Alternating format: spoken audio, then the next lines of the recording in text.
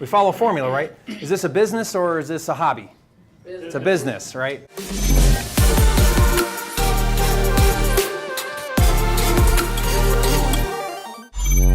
Right? We're talking distressed deals. You look at a distressed property, and when we say distressed, either the property's distressed or who else?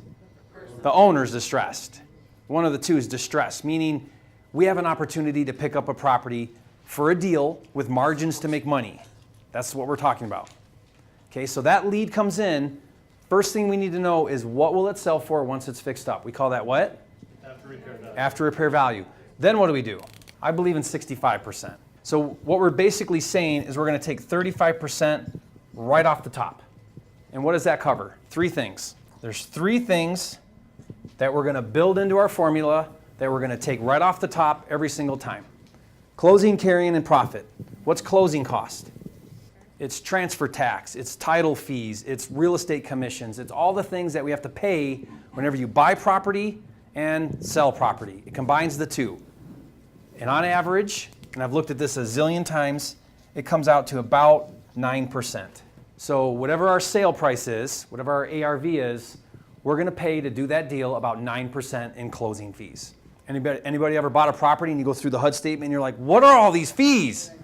Prorated taxes, all of that, right? It's assuming all of that. Carrying costs are what? Just one thing, just financing.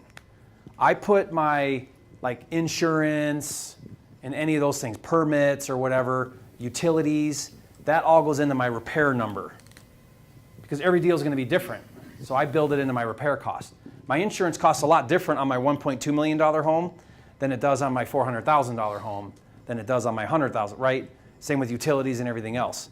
So when we say carrying, I'm not talking about utilities, insurance, those things, just financing. So this is about 6%, right off the top. We're going to build that right in. What about our profit? 20. Very good. Who did the math? What does this add up to? 35%. By taking 0.65, we're essentially subtracting what? 35%. We're just skipping a step and going 0.65. Everybody following me? Yeah. Okay, so that's a set done. We don't have to recalculate every time how much is my closing cost going to be. We just assume these numbers every time. Save some time, right? Yeah. Okay, but we've got one other big variable that you said, which is repairs.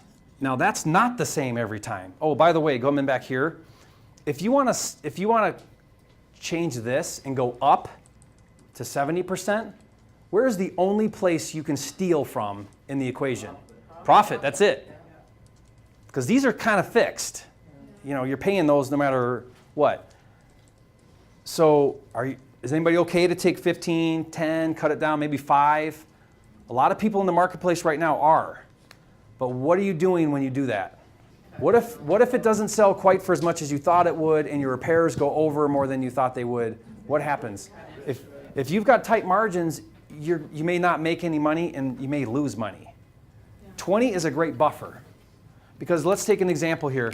Let's say our ARV is 200,000 and 20% should be our profit. How much is that? 40, right? What if we screw some things up and we only make 20? Can we live with that? Yeah. But what if we cut our margins and we go into the deal at 20 and we're off by 20 and we just did all that time, effort, and energy and work and didn't make any money? Is that fun? No, so just don't do it. Stick with the formula. Can you find deals? As everybody says, can you find deals in the formula? It's all about your leads, right? You got tools. It's all about your leads. Make more offers. Okay, everybody, okay, so there's our formula, equals our buy. That's our buy. What's our goal of analyzing? We got one purpose in our analyzing department. What is this number?